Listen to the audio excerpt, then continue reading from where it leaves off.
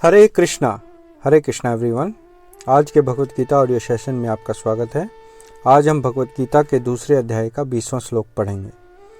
तो आज मैं आप सभी को श्री राधा अष्टमी महोत्सव की हार्दिक बधाई देना चाहता हूँ। आज श्रीमती राधा रानी का आविर्भाव दिवस है और हम सब राधा रानी से उनकी और भगवान की सेवा की प्रार्थना करते हैं। तो सबसे पहले मंगलाचरण। ओम नमो भगवते वासुदेवाय। ओम नमो भगवते वासुदेवाय। ओम नमो भगवते वासुदेवाय। ओम अज्ञानं त्रिमन्धस्य ज्ञानञ्जनशलाकया चक्षुरुन्मिलितं येन तस्मै श्रीगुरवे नमः। नारायणं नमस्कृत्य नरं चैव नरोत्तमं देवीं सरस्वतीं व्यासं ततो जयमुदीरयेत्। नष्टप्रायशव भद्रेषु नित्यं भागवत सेवया भगवती उत्तम श्लोके भक्तिर्भवति नैष्ठिकी। हरे कृष्ण कृष्ण कृष्ण हरे हरे, हरे राम राम राम हरे हरे।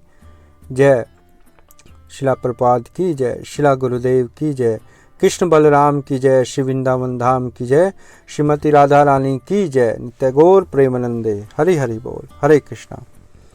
तो आज का श्लोक है अध्याय 2 श्लोक संख्या 20।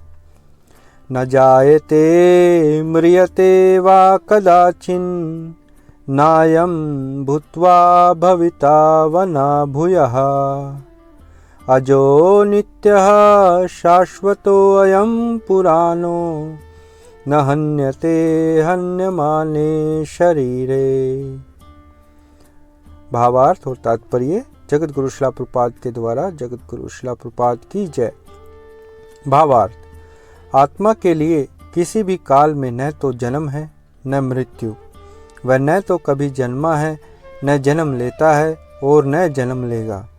वह अजन्मा, नित्य, शाश्वत तथा पुरातन है। शरीर के मारे जाने पर वह मारा नहीं जाता। जय। तो यहाँ भगवान आत्मा के बारे में और बता रहे हैं कि आत्मा का ना तो कोई जन्म है ना मृत्यु है, वह शाश्वत है और पुरातन है और शरीर के मारे जाने पर वह नहीं मरता। तो तात्पर्य पढ़ते हैं। शिला प्रभुपाद का तात्पर्य थोड़ा लंबा है, तो प्रभुपाद ने बहुत अच्छे विषय इसमें उनकी व्याख्या की है। तो तात्पर्य। गुणात्मक दृष्टि से परमात्मा का अणु अंश परम से अभिन्न है। वह शरीर की भांति विकारी नहीं है। कभी कभी आत्मा को स्थायी या कुटस्थ कहा जाता है। शरीर में 6 प्रकार के रूपांतर होते हैं। वह माता के गर्भ से जन्म लेता है, कुछ काल तक रहता है, बढ़ता है, कुछ परिणाम उत्पन्न करता है, धीरे धीरे क्षीण होता है और अंत में समाप्त हो जाता है। किंतु आत्मा में ऐसे परिवर्तन नहीं होते। आत्मा अजन्मा है, किंतु चूंकि यह भौतिक शरीर धारण करता है अतः शरीर जन्म लेता है। आत्मा न तो जन्म लेता है और न मरता है। जिसका जन्म होता है उसकी मृत्यु भी होती है। और चूंकि आत्मा जन्म नहीं लेता अतः उसका न तो कोई भूत है, न वर्तमान, न भविष्य। वह नित्य, शाश्वत और सनातन है, अर्थात उसके जन्म लेने का कोई इतिहास नहीं है। जैम शरीर के प्रभाव में आकर आत्मा के जन्म मरण आदि का इतिहास खोजते हैं। आत्मा शरीर की तरह कभी भी वृद्ध नहीं होता। अतः तथाकथित वृद्ध पुरुष भी अपने में बाल्यकाल या युवावस्था जैसी अनुभूति पाता है। शरीर के परिवर्तनों का आत्मा पर कोई प्रभाव नहीं होता। शरीर की उपसृष्टि संतानें हैं और वे भी व्यष्टि आत्माएं हैं और शरीर के कारण वे किसी न किसी की संतानें प्रतीत होती हैं। शरीर की वृद्धि आत्मा की उपस्थिति के कारण होती है, किंतु आत्मा के न तो कोई उपवृद्धि है और न ही उसमें कोई परिवर्तन होता है। अतः आत्मा शरीर के 6 प्रकार के परिवर्तन से मुक्त है। कठोपनिषद में पहले स्कंद के दूसरे अध्याय के 7वें श्लोक में इसी तरह का एक श्लोक आया है। न जायते म्रियते वा विपश्चिन् न बभूवा कश्चित् अजो नित्यः शाश्वतो अयं पुराणो न हन्यते हन्यमाने शरीरे।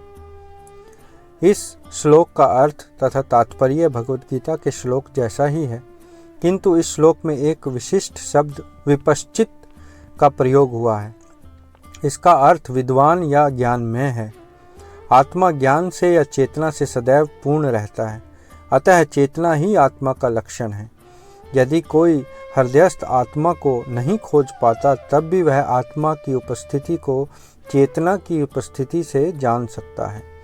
कभी कभी हम बादलों या अन्य कारणों से आकाश में सूर्य को नहीं देख पाते, किंतु सूर्य का प्रकाश सदैव विद्यमान रहता है, अतः हमें विश्वास हो जाता है कि यह दिन का समय है। प्रातःकाल जो ही आकाश में थोड़ा सा सूर्य प्रकाश दिखता है, तो हम समझ जाते हैं कि सूर्य आकाश में है। इसी प्रकार चूंकि शरीरों में चाहे पशु के हों या पुरुषों के कुछ न कुछ चेतना रहती है, अतः हम आत्मा की उपस्थिति को जान लेते हैं, किंतु जीव की यह चेतना परमेश्वर की चेतना से भिन्न है, क्योंकि परम चेतना तो सर्वज्ञ है, भूत वर्तमान और भविष्य के ज्ञान से पूर्ण है। व्यष्टि जीव की चेतना विस्मरणशील है, यानी कि भूल जाने वाली। जब वह अपने वास्तविक स्वरूप को भूल जाता है, तो उसे कृष्ण के उपदेशों से शिक्षा तथा प्रकाश का बोध प्राप्त होता है, किंतु कृष्ण विस्मरणशील जीव नहीं हैं। यदि वे ऐसे होते तो उनके द्वारा दिए गए भगवद गीता के उपदेश व्यर्थ होते। आत्मा के दो प्रकार हैं, एक है अणु आत्मा और दूसरा है विभु आत्मा। कठोपनिषद में पहले स्कंद के दूसरे अध्याय के 20वें श्लोक में इसकी पुष्टि इस प्रकार हुई है। अरोणियन महतो महीयानात् मास्य जंतोर्निहितो गुहायम तम क्रतुः पश्यति वीतशोको धातुः प्रसादान महिमान न आत्मनाः। परमात्मा तथा अणु आत्मा दोनों शरीर रूपी उसी वृक्ष में जीव के हृदय में विद्यमान है, और इनमें से जो समस्त इच्छाओं तथा शोकों से मुक्त हो चुका है, वही भगवत कृपा से आत्मा की महिमा को समझ सकता है। कृष्ण परमात्मा के भी उद्गम हैं, जैसा कि अगले अध्यायों में बताया जाएगा, और अर्जुन अणु आत्मा के समान है, जो अपने वास्तविक स्वरूप को भूल गया है, अतः उसे कृष्ण द्वारा यह या उनके प्रमाणिक प्रतिनिधि गुरु द्वारा प्रबुद्ध किए जाने की आवश्यकता है। जय शिला प्रभुपाद की जय, शिला गुरुदेव की जय। तो यहाँ शिला प्रभुपाद ने बहुत लंबा तात्पर्य लिखा है, तो इसके इन तात्पर्यों के जो विषय हैं उन पर हम चर्चा कल करेंगे, और इस श्लोक को आप जरूर सुनिए, पढ़िए, और इसके जो विषय हैं उन पर मनन कीजिए, और अपने प्रश्न या टिप्पणी मुझे जरूर भेजें मेरे पर्सनल व्हाट्सएप पर। हरे कृष्णा। आज के लिए इतना ही, धन्यवाद।